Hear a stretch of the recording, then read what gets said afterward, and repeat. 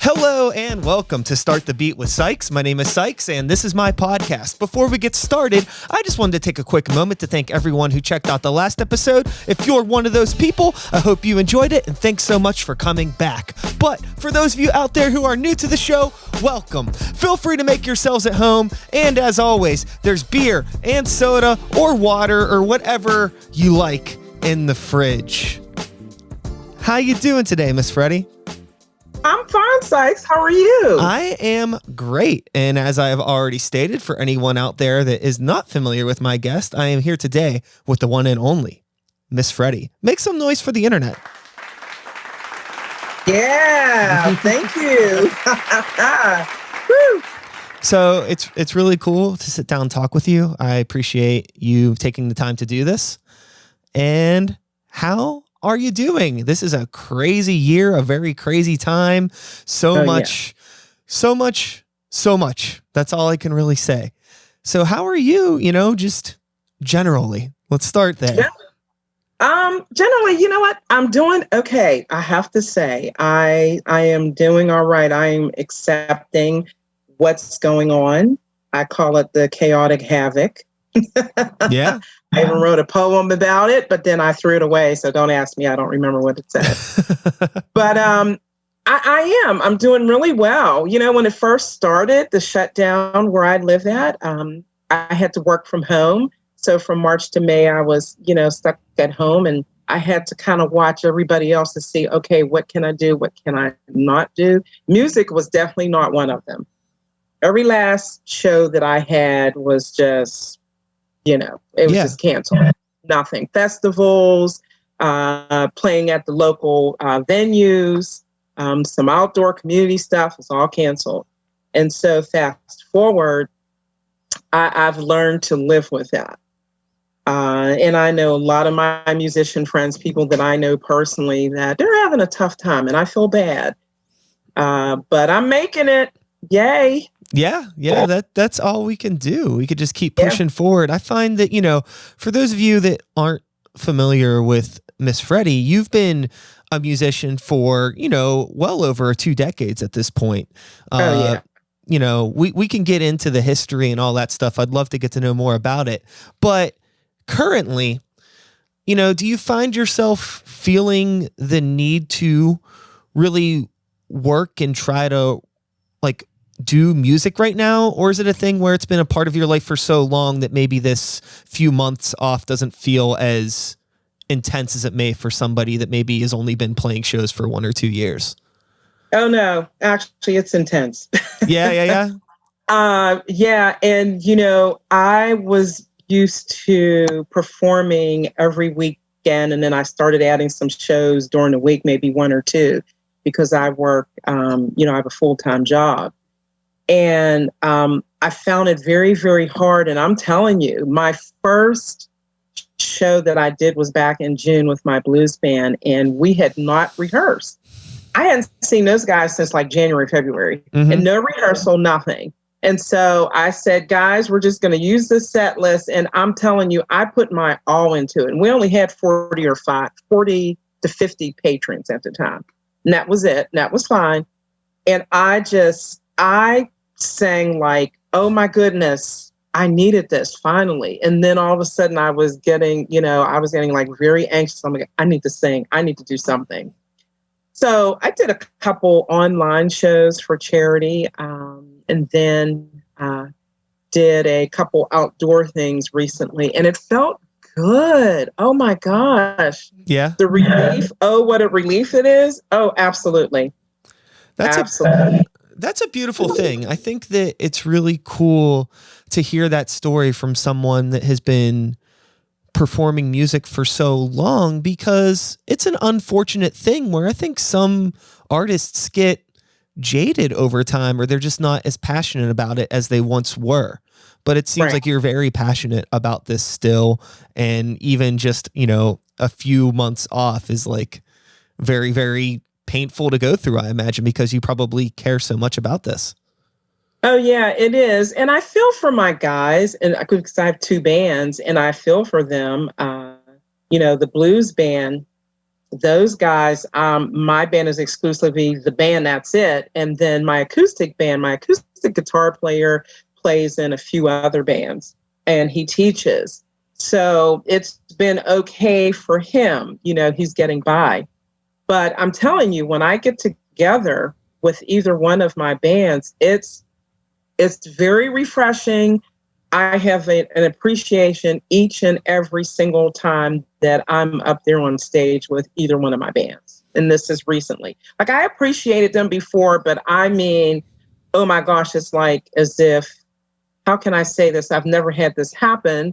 As if I had a new awakening. Sure. Almost as if I came back from the dead. But I've never had that experience. But it kind of feels like that, like this new light, this new thing. It's like, oh my gosh, this feels great. Let's do this again.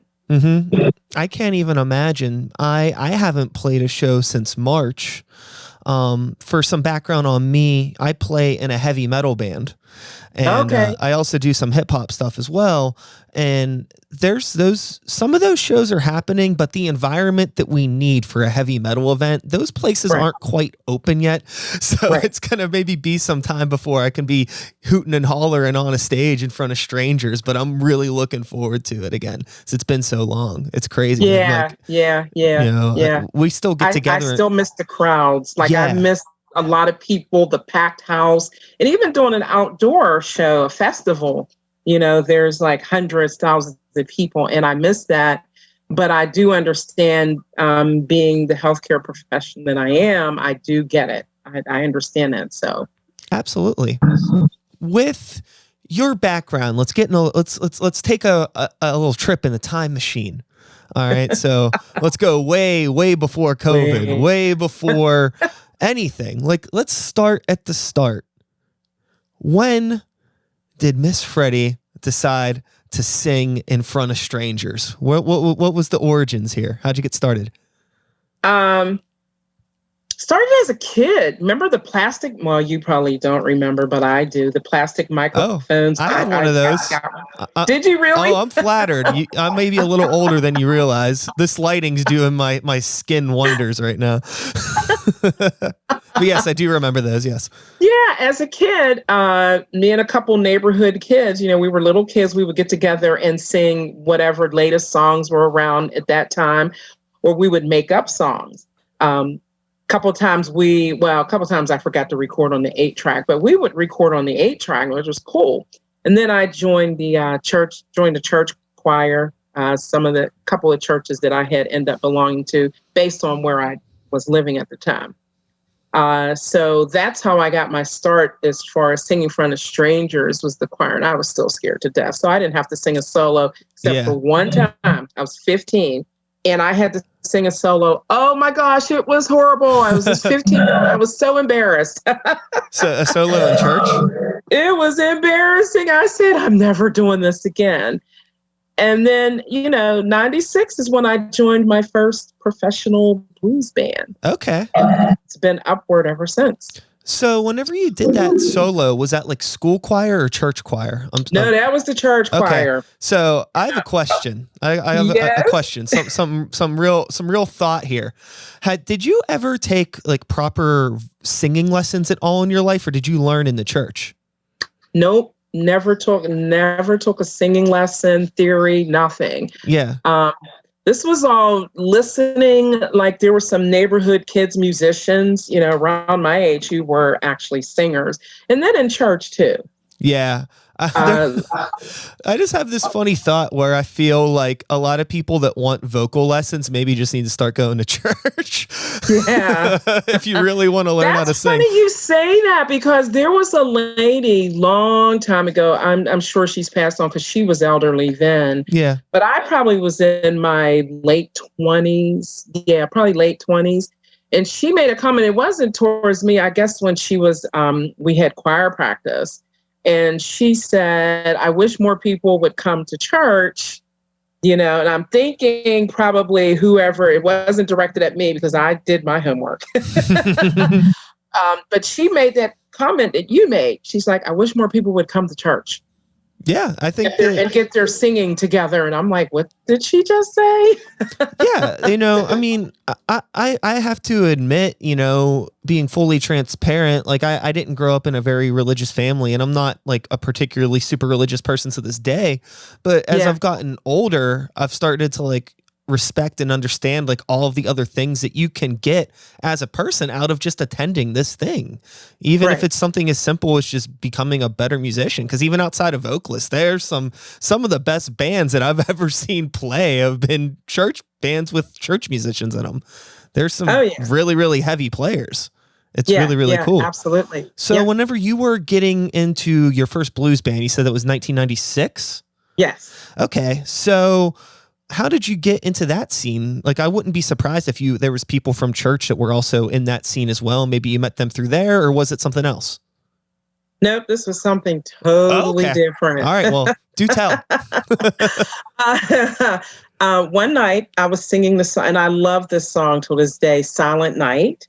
I was singing it to my youngest. He was a toddler, and I would sing that to my oldest when he was little, he was a baby, because it would get them to sleep.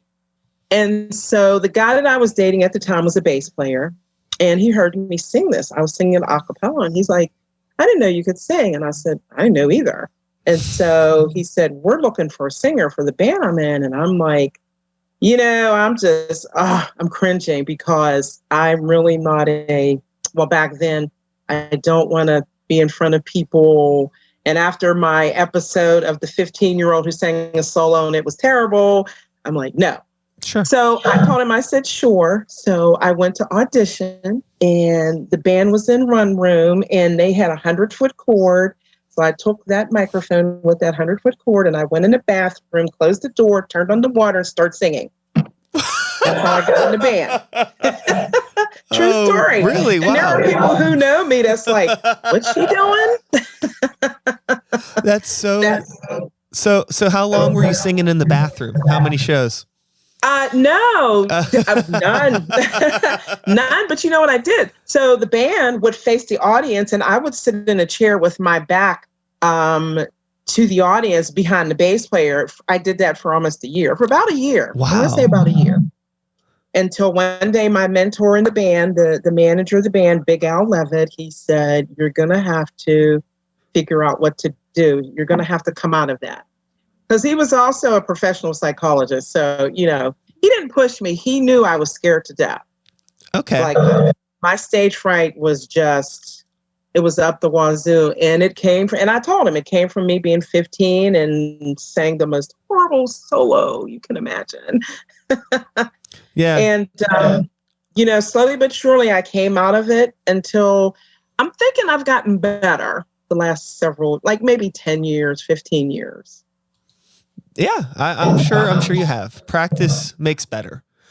No, that's not what that is. Okay. What I do, I said, you know what? People are going to like me or they're not. I can't make everybody happy. There's no way. If I could, oh, yay. So what I do is I pretend it's me sitting in the audience looking at me and saying, look, I paid this much money to see you. I had to give up some things tonight. I dragged my man out here to see you. You better entertain me, at least keep me there for an hour. And I do that every single show, no matter if it's acoustic or, the electric blues band. And it works because I'm up there entertaining myself left and right, looking at myself in the audience like, don't leave. Just give me an hour of your time. Absolutely. And it works. So how thankful are you that cell phone videos weren't a thing when you were 15? I am so thankful. Yay. You make a really, really good point, though, in regards to the way that you approach performing and thinking of yourself as an audience member. That's something that I actually recommend to a lot of people that are performers, because I think there's this thing with a lot of performers where they get too caught up in their ego and they forget how to be empathetic with the audience. And like you had said, these are people that could be doing anything else tonight. We're all adults. We're, getting a babysitter, dragging somebody maybe there that doesn't want to be there, bringing out friends. And like, maybe you spend all week convincing your friends to even go to the show to begin with. So you got to give those people something worth it. And it's even more than just a great performance. You got to be just a nice person and thankful and appreciative and let people feel like they're actually a part of something special, that they're going to want to come back. Oh, absolutely. And you bring up a good point. What I do now at all my shows, I pray. I'm a praying woman. I've been praying since my oldest was born, and he's an old man. Yeah, I love you, honey. If you're listening, if you're tuning in at some point. Yeah. But seriously, what I do is, and I wanted to do something different. I wanted to set myself apart from any local musician, national, international act I've ever seen.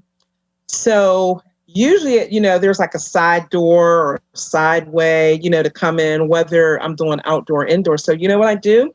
I walk into say like I'm doing something indoor. I walk into the venue and I'm greeting everybody. Hey, how's everybody doing? What are you guys doing? Yeah, I can't wait. This is going to be so much fun. It's going to be a big old party. Tell your people to come on down.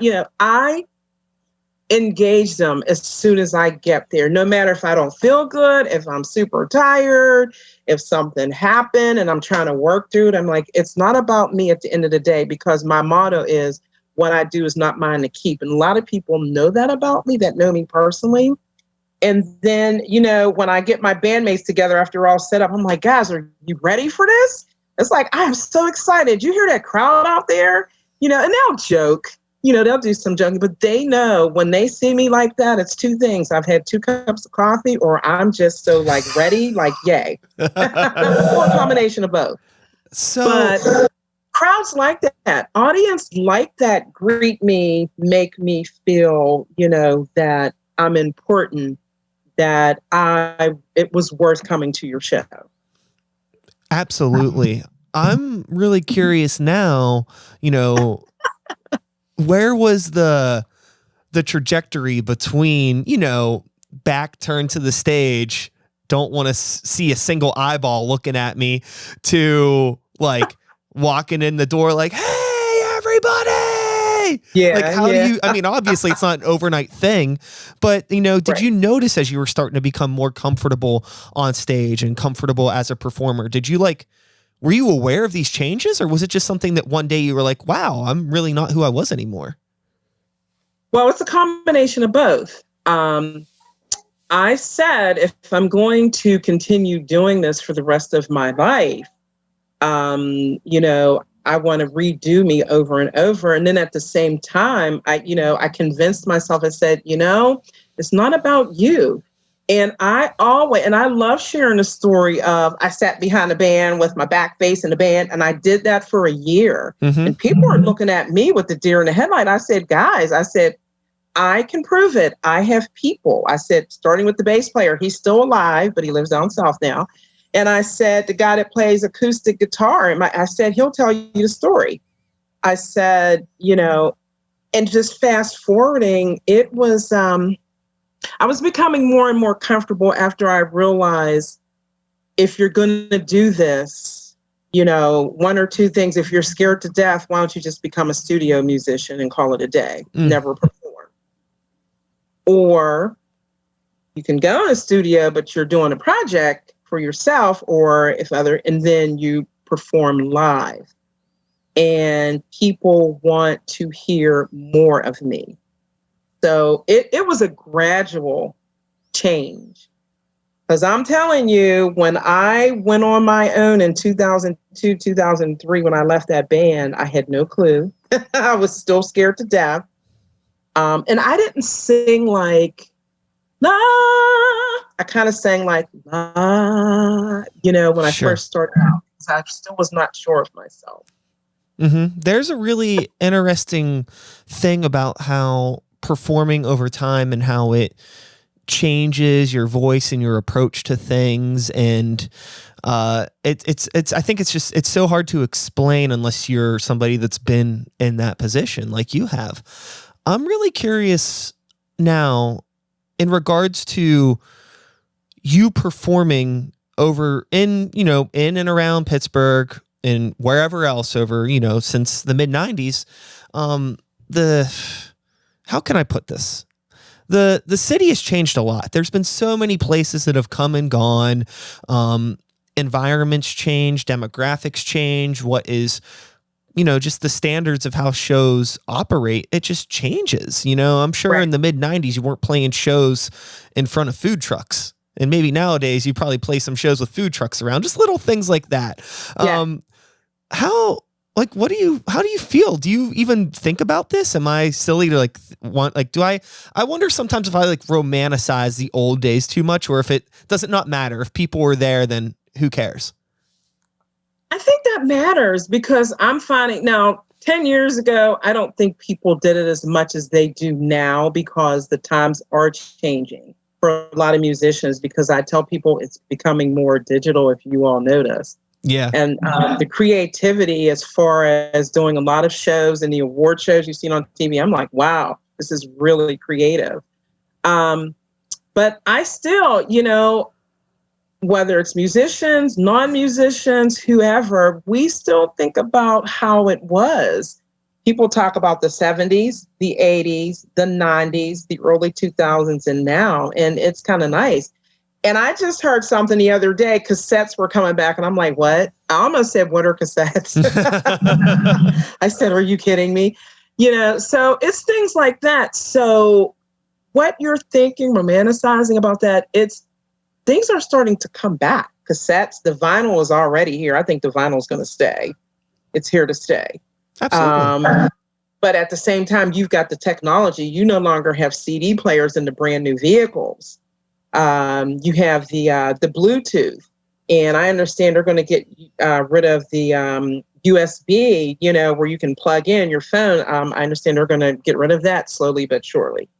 So you have the old and the new.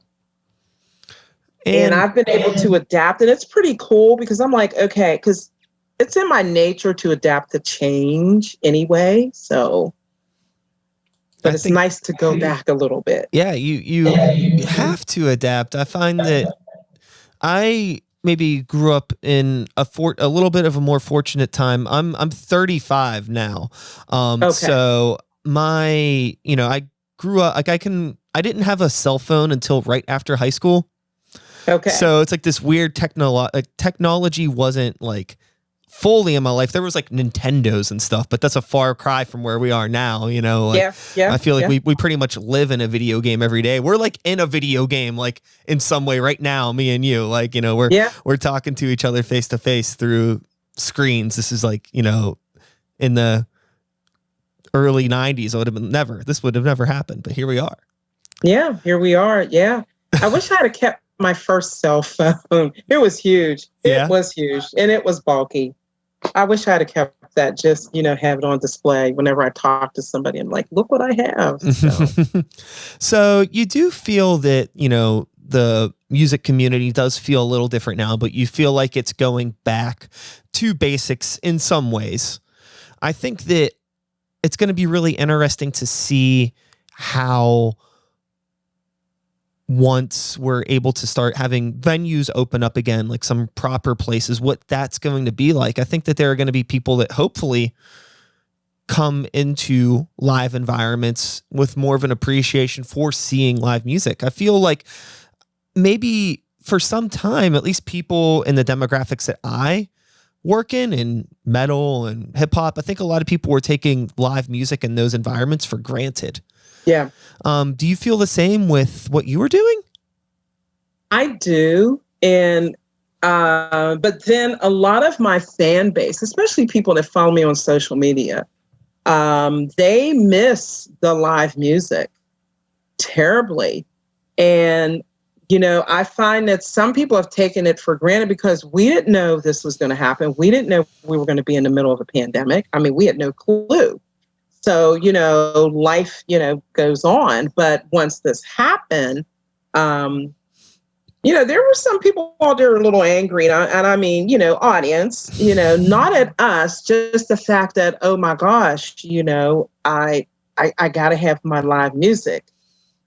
Online music is great. there are people that appreciate that because, there was a lot of like movie watching, TV watching, when this all first started. And then to fast forward, it's, I think it's more appreciated of what they miss. Hence, when I did my, about 2 or 3 weekends ago, I did a benefit show with my electric band, and my guys were awesome. I just love those guys. They drive me nuts, but they're awesome. Yeah. And there were a lot of fans in the audience that people that I knew that would come to my shows hadn't seen for months. There was a few people there that I haven't seen since last year. And they were so appreciative. And then there, you had your people, it's like, yeah, I get out, when I can. It's like, it's okay. So I think it goes 50-50. It just kind of depends. If you're a diehard, please let me have my music. There's an appreciation, a new appreciation. But if you're the type of person, I could take it or leave it. Well, then, okay. Absolutely. So I say it's 50-50 from what I see. Mm-hmm. You had mentioned that you left the first band that you were in the early 2000s and you went off and started doing a solo career. At that point, did you have much experience with booking shows, maybe managing your own thing? You had to learn all of this. I had to learn all of it. It was, and I wanted to do it, but first and foremost, I had to find people that we had the same chemistry, that were willing to do this and were committed as to rehearsing, getting it together, showing up for rehearsal and for the gigs. I think the hardest part for me was finding, all the people that have come and gone out of my band up until 2009, they were great musicians and they have their own projects. Some have their own bands, some are in other bands, and some just freelance. Yeah. It was very hard for me booking. I had watched Big Al, listen to how he booked and everything. But being a woman, an African-American woman, and the band leader, it's kind of funny in a way because I didn't have any type of a demo record out or anything. So what I did for a good while was go to the venue, show up, introduce myself, and I've never heard of you, blah, blah, blah. And I'm like, well, okay, how about if I sing this? So I picked At Last to sing. And I was saying that's a great love song. It came out in the 50s, but Etta James made it famous in the 60s. Mm-hmm. And so I would sing that because I had, I was singing it in the band that I had started out in. So after a while, Sykes, I think once I started getting known and I had a CD come out in 2010, it was getting easier. And then about maybe 5-6 years ago, venues were starting to call me, and it was so nice. I started taking deep breaths of, oh, yes. But it was hard. It was very, very hard. And also with that, it was kind of funny. So the guys knew, and I only had the one band at the time. So the guys knew I'm the boss, blah, blah, blah. So when it was come time to get paid, they would go to the guys. And so my guitar player, he had enough of that. And one day I forget the venue we're at. He's like, she's the boss. You give her the money.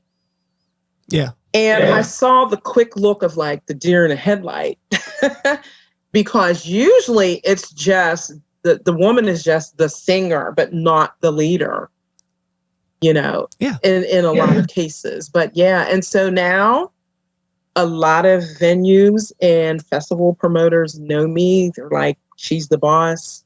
That's it. Mm-hmm.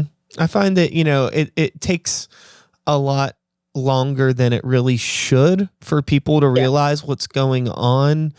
You could have, like, say you're having an email communication between you and a venue booker. It's like, do you even read these emails? Did you see who was sent? Like, I've been talking to you this whole time. I'm the one that set up. I came here and asked for the show. Why do you still not realize this is my thing? Like, yes. I try to be very mindful and read every last piece of email. Mm-hmm. Hence the multitasker in me. I may not answer you right away, but I will read my email. And it's kind of, it's kind of strange you say that, because now when I'm communicating with venues or festivals, the second thing that comes out of their email is, who do I make the check out to? I'm like, aw, make it out to me, and that's fine. That's legit, because they don't know. Are they making it out to, the booking agent, or to me, or somebody else, a third party? And it's like, no, it's me. Make it out to me. So now you've been, independently working and booking for 2 decades. And have you found yourself over the years maybe having an issue of letting other people in, or accepting help from other people if people do try to help you? Because I'm like a total control freak. I'm really bad. It's like, no, if something's going to go wrong, it has to be my fault, because I don't want to rip anyone's head off. I don't know how you feel about this. It's well.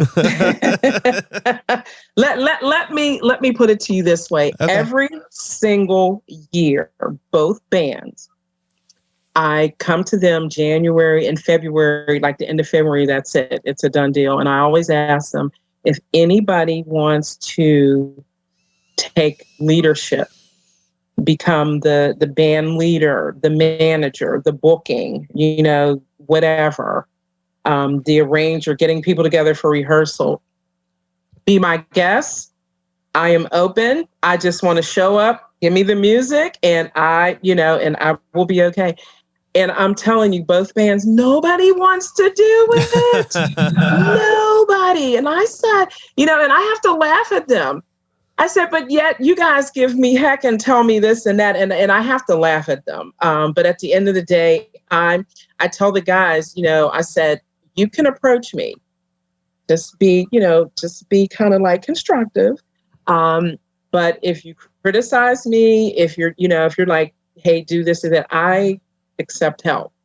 Yeah. Micromanage, I don't do with them, because I'm the only female in both bands. So I don't micromanage, because I'm sure their wives and girlfriends do that very well for them. I don't micromanage, but what I do tell them is, and I have learned, each one of those guys have a lot more experience than I do. And so when they are telling me something, I keep it in the back of my head. So when I'm booking a gig, it's like, oh, okay, I got to remember to do this, do this, do this. And so I have adopted that. Every time one of them gives me a piece of advice, I try to hold on to that, like store that in my head. Mm-hmm. And it works. So yeah, I'm all about please. And if you can convince the guys next year to like be the band leader, any one of those guys, let me know. No, I think that it's awesome that you give the people that opportunity and that you're not micromanaging. I find that it's always a little confusing to me when people decide to let people into their circle, into the creative circle, whether it's their band or whatever, but they don't trust their opinions. It's like, why would you let somebody in that you don't trust? Yeah. I don't care how good of a bass player you are. If I don't trust you, why are you around? Right. And that's why both bands, I want to say a combination of since 2009, the acoustic, Mike Houston, he's my acoustic guitar player and keyboard player. I've known Mike since 96, 97. So fast forward, we started doing gigs together. And so Mike is my main guy for the acoustic. And, it's been the same guy since 2009, 2010. And I just kind of added on, the bass player. I got a lap steel guitar player. So Bob Powers, my whole thing, if we're going to do this, we got to be on the same page, and and the chemistry has to be there. Yeah. If the chemistry is not there, then we don't need to be a band, and we need to just end this now. Don't book anything, because it'll drive me crazy. And it works. My guys, at the end of the day, both bands are like, well, people come to hear you. I said, no, people come to hear us. I always make sure I correct them. But every last one of those guys in each band, they come to hear you, Miss Freddye. I'm like, no, they come to hear us. I said, I can sing a cappella. I said, I'm not being conceited. I said, I had to do that to get gigs in the beginning. But I said, at the end of the day, the music gives life to what's going on for the audience. And I said, the singer is just a sweet addition to, what's coming next at them. So, Bob Powers plays with you, doesn't he? Yes, he does. His name on stage is Bobby Deal on lap steel. Yeah. I've known Bob for a while. We both work at Get Hip together. Oh yeah. He told me about Get Hip, and I said, okay, and I kept it in the back of my mind, and then when I saw him, I'm like, this looks familiar, and I'm like, oh yeah, Bob had some dealings, or does he still work with Get Hip? Or yeah, I saw him today. Oh wow, okay. yeah, I saw him today. Bob's a cool guy. I love that lap steel, and I told him, Bob, just rip, just oh yeah, he's a hell of a player. Yeah. He's one of those modest people too. He's like, kind of quiet, cool. And then you put an instrument in front of him. You're like, God, geez. Yeah. You're crazy. Yeah. I told him, I said, dude, just act like we're at Woodstock when you play. Now, everybody else is going to have to back off. But I like the lap steel. I think it's a cool instrument. And I like that sound that it makes, because he can make it sound like a piano, a Hammond B3, a one-string guitar in somebody's back porch somewhere. So it's cool. Yeah, it's a very, very unique, dynamic, cool instrument. It's like, why isn't there more of it? But also, it's kind of good for you that there isn't, because it gives you that upper advantage, that little secret weapon. Yeah. Oh, absolutely. And a lot of people in the beginning, when Bob joined the band, they're like, oh, we don't know of any bands around here that has a lap steel guitar player. I said, well, there are people that play slide, and it's kind of similar. I said, but to actually have a lap steel, unless you're playing bluegrass or country, I said, blues band, the national acts do, some of them, not a whole bunch. Yeah. No, but it's very unique. And I tell Bob, I said, yeah, they like what you do. I said, they love you, Bob. Just go ahead and I call it wanking. Yeah. Just wank on it. Just go for it. Mm-hmm. Now, another thing that has changed a lot since you probably went out on your own back in the early 2000s is this whole social media thing. Oh, it's exhausting, but it is also really cool. Like, I mean, we're having a conversation because of it, and there's a lot of positivity. I find that it's way too easy for people to dwell on the negative aspects of social media, but we can use it for really, really cool things and getting our voices and our stuff out there. How do you engage with it? I use it for my music platform, Instagram, Twitter, website, Facebook. And I have actually, through it, there were people who I went to high school with, or people that I used to work with years ago, and they found me on Facebook. So I engage in it a lot because, like I said, I adapt with change, no problem. And I know this is going to be the way of life, is, the digital, the social media, what we're doing.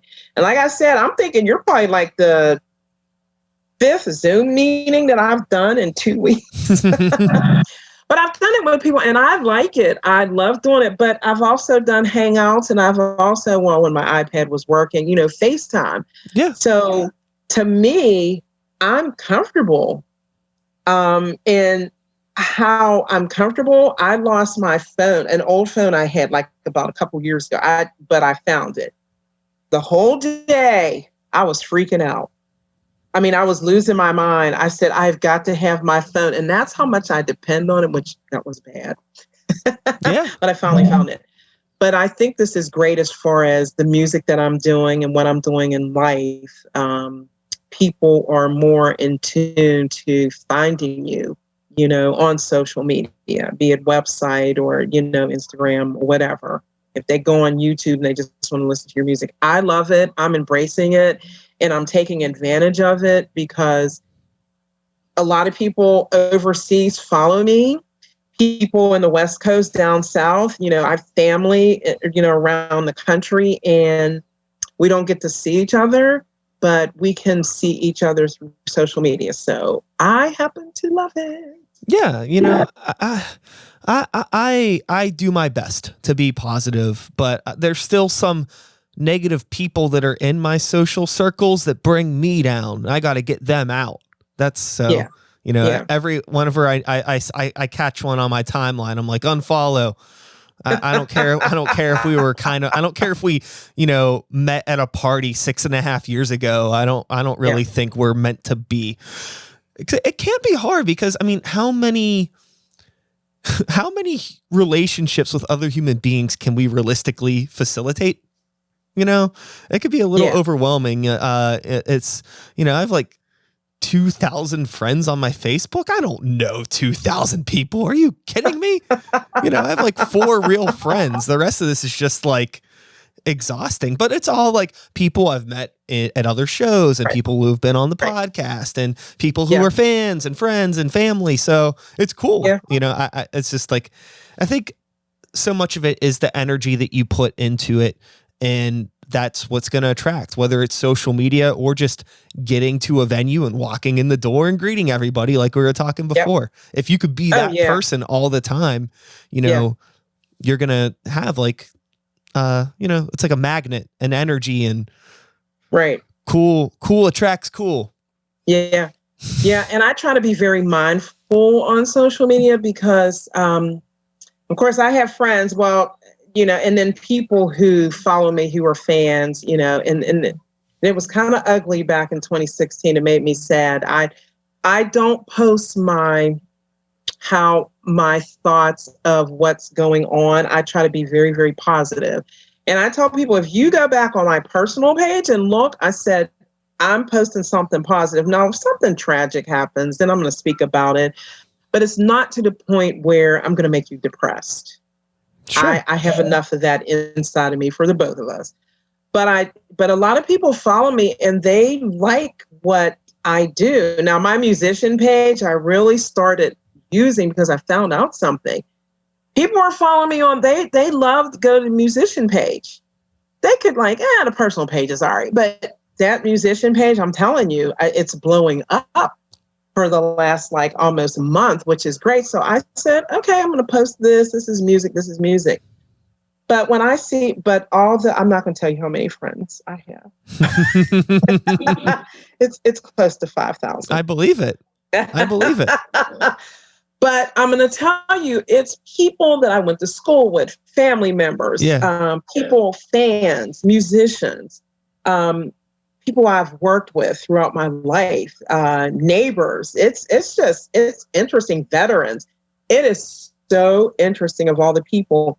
And I try to tell people, I may not remember you 6 shows from now, but, let me look at your face and I can look at your face because I used to remember names and then I remember faces and then I'm back to names. Now I'm back to faces. Mm-hmm. And so social media helps with that. And I tell people, a lot of people are like, oh, I don't like Facebook. People are mean, all this craziness. I said, did you realize that you can control your social media? Did you know that you don't have to have 5,000 friends like I do? Yeah. I always say the same thing to my friends. I'm like, 1, you can log out, and 2, you accept the people that you're friends with on there. So you either need to come to terms with the fact that your friend group is a bunch of jerks, and you got to do something about that, or just accept it. Log out. Just delete it. You don't need turn to off have your it. notifications if you don't want your phone pinging every time you get a notification. Mm-hmm. Because I used to do that and I said, that's enough. That's just too much. And so I turn off my notifications and I go look. And every now and then I'll go to the home to see what everybody else is doing. But it's not for that long because I'm too busy trying to keep up with everybody who comes to visit my pages. And it depends upon what's going on because then I try to answer. which I don't mind if I'm sending a shout out birthday to one of my bandmates, and when it's time for my the number one fan, my youngest son, his birthday, it's insane. It's 200 or 300 people, and I'm like, oh my God. Yeah. I'll just say at the end of the day or the next day, just want to say, the number one fan, thanks all you guys. So that's a beautiful thing, though. It's beautiful. Social media, you don't have to have everybody. I think that there's this interesting thing, though, where for some people, for whatever reason, they feel as though they're missing out on everything if they're not engaging constantly. And I don't know. Would be me. It's like, I guess it happens to me too. I think it happens to all of us. I think all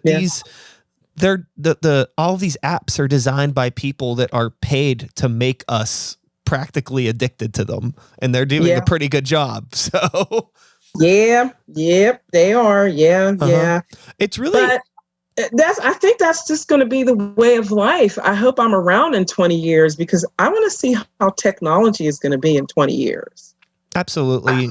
I think that if you are somebody, particularly I'm talking to artists out there, if you are an artist that wants to thrive in the next decade, you need to adapt to these things. And if you don't want to adapt to these things, then you really need to ask yourself, is this like the world you want to be in? Because you don't have to be here, as if we said, but it's not what it used to be. But also with you mentioning like a sense of nostalgia and like a simplicity coming back. I'm interested how those two things are going to marry, because I totally see a simpler times thing coming back around, but also the technology is not going to get any dumber. It's only going to get smarter. Right. So how do those two things come together? I'm interested to see and find out. I can't wait for the cassettes. I want to see, what are you going to do? Have another, like a boom box with a cassette player? Oh, they already sell them. They sell them. It's like, are you going to do that? Or it's going to be interesting to see how those are going to, I'm thinking in about a year or two, the cassettes are going to be booming if this is what's going to be happening. Yeah. And I'm interested. I've already seen the boom boxes for sale. I saw one at Target. Really? Oh, yeah. It has a cassette player in it? Yep. Wow. It's so strange. It has like a cassette player and Bluetooth. It's like, really? Yeah. I bought a vinyl turntable a couple years ago that has Bluetooth. Yeah. Oh, yeah. So it's cool because like they're still like, okay, well I can listen to my records, but I can also listen to my records on a Bluetooth speaker if I want to, which is it's so strange because so there's your nostalgia and your new age they're combining. They've been doing it, so now I think it's going to be a little bit more sophisticated. Now, in terms of moving forward, you're already playing some gigs here and there. I'm not too aware of like your background or like any history with the bands in terms of recording or releasing any physical product. Have you like recorded and released any albums, or have you focused more on just performing live? I have 2 CDs out and a single. The first CD came out in 2010 under Bone Dog Records out of McKeesport, PA, with Jeff Ingersoll as the producer, and Mike Sweeney wrote majority of the songs on there, and Jeff wrote one and I wrote one. And then we used studio musicians, and then my electric blues band, the only original player is my guitar player that I have today that played at the time. They played on one song. And then fast forward 3 years ago, I went out San Jose, California to Greaseland under the direction of Kid Anderson and Andy Santana. They co-produced my second CD that came out in 2017, which got a lot of hype, accolades, nominations. Didn't win any awards, but it got nominated. We did win a Pittsburgh Music Award for Best Album. So that's great. And then fast forward this year, got a brand new single out, Wade in the Water. That was produced by Mike Morgan out of Ohio and Jay Vernali in Nashville, Tennessee, and Kim Parent, who she did background vocals. So that's what I have out currently that people can, look on iTunes, Spotify, YouTube, Amazon. Now, moving forward into, whatever the rest of this year brings us and next year, are you somebody who like plans ahead a whole lot, or are you just kind of taking it bit by bit? Oh, yeah. No, used to drive my ex-boyfriend crazy because I was a planner. I mean, I had to. I like to plan ahead, and then I come up with what's called plan A, B, and C. A is the plan that I have set forth in motion. And this is what's going on. Got all the details all together. Plan B is if something falls apart in that plan A, there's a backup. Plan C is, okay, A and B fell apart. You've got C. Are we going to start this over again? Or are we going to do something different?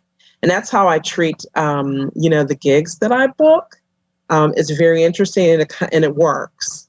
So, yes, I'm a planner and I'm already thinking about 2021. As far as recording, I want my gospel album to come out around my birthday in June. And I'm going to be working on a Roots and Blues CD at the same time. So hopefully that'll come out either a month before or a month after. That's my plan. That's great. I'm a planner. Now, how much time do you get to put into music on any given week? Obviously none of us are doing this 24/7. We all have other lives and responsibilities and all these things that are just kind of like, well, it is what it is. But it still seems like you're a very productive, motivated person. Like, do you have a set schedule throughout the week with like rehearsals or just time to practice yourself? No. No. Well, since I work full time Monday through Friday on my day job, what I have done and I've been doing for a number of years is basing it around my schedule. Because my guys in either band won't practice without me. They're like, we need to sing. I'm like, why? One of you can pretend to sing. Just call me when you're ready. But they don't want to do it that way. So I have learned to be flexible. But I told them, I give them, there is no set day of a week that we rehearse because my schedule, I think out of all of us, and then my acoustic guitar player, we have the busiest schedules. So everything is based around me and I'm not, that's just the way, and they're okay with it. Yeah. And so once I figure out, okay, for instance, wanted to have was supposed to have band rehearsal, what's today, Sunday, but we couldn't. And it was because of me, something came up. And so now I have to look at the calendar and see what day I'm available. And then I see that I'm texting the guys, can you do this day or this day or this day? And I wait till everybody gets back. So that's what I do. And it would drive a few people crazy. A lot of people don't like that. It's like, this is the day, that's it, bam. Yeah. But I've learned to be flexible because those guys are being flexible for me. You have to be to have any longevity in this creative world. You have to have patience and be willing to bob and weave, or else it's not gonna work out for you, because so much stuff is not, you're gonna spend more time problem solving than being like, oh wow, everything worked out exactly as I planned. That doesn't happen. Absolutely. Yeah. And when I'm learning a new song, writing, that's kind of like as I go. But when I have to learn a new song, our motto now for both bands is do your homework before you come to rehearsal, because we don't want to spend the rehearsal time okay, brand new song and we're listening or we're learning or somebody's arranging. It's like, no, that's not how it's going to go. So as a matter of fact, there's a couple gospel songs that I'm learning for Saturday. I'm recording for my acoustic guitar player's church. I do that twice a month. And so I take an hour, at least 2 or 3 days, no less than 2 days, but at least 3 days off the week. And I will go over the song and go over and go over and go over, until at least I got some of the meat of the song. Yeah. I imagine you probably sing to yourself a lot, so much to a point that you don't even realize you're doing it. Yeah, and when I was a bedside nurse, I used to sing, and then my coworkers, and the only reason why I would sing is because something was going on with a patient or some patients, and I was worried. So I would start singing to calm myself and make myself think, clinically critical and common sense. And so some of my coworkers noticed, like, something's going on with a patient because she's singing.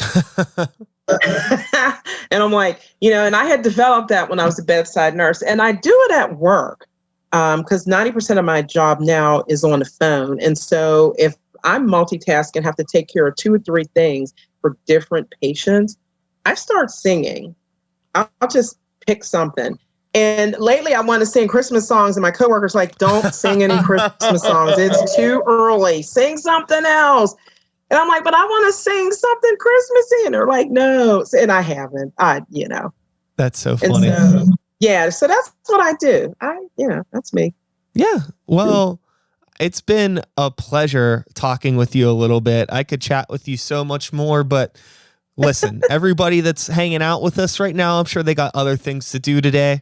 And, I'm sure you got plenty to do, plenty of fun adult Monday night things like I do. I got to go put some laundry in, the glamorous life of a rock and rollin' podcaster, just separating socks. Yeah. Hey, I'm just going to go clean the bathroom, I guess. Yeah. Hey, I'm happy I have a bathroom to clean and socks to wash. Be thankful for what you have, even if it's the little things. So with all of that being said, before I do my sign off, let people know where they can find you on Instagram or Spotify or wherever else. Let people know. All right, you guys, you can go to my website, missfreddye.com, MISSFREDDYE.com. Check me out. Check where I'm going to be at. You can go to my musician page on Facebook, Miss Freddye. You can go to Instagram at Miss Freddie's Blues. And find me on Twitter, Miss Freddye 17. And I'm on iTunes, Spotify, iHeartRadio, YouTube, Amazon. Find me, like me, listen, bye, you guys. I really appreciate it. Thank you. Thank you so much. And that is all, folks. Thanks so much for listening. One more time, Miss Freddye, make some noise. Everyone's really happy that you're here. Thank you, Sykes. Thank you. Yeah. Thank you. I'll be back again next week. Same time, same place, same channel. You know the drill. My name is Sykes. Start the beat. 2020. Woo, woo. Thanks for listening. And that's it. That's done. That's a podcast, my friend. Thank you. Thank you so much. And have a great night. Okay? Thank you. You too.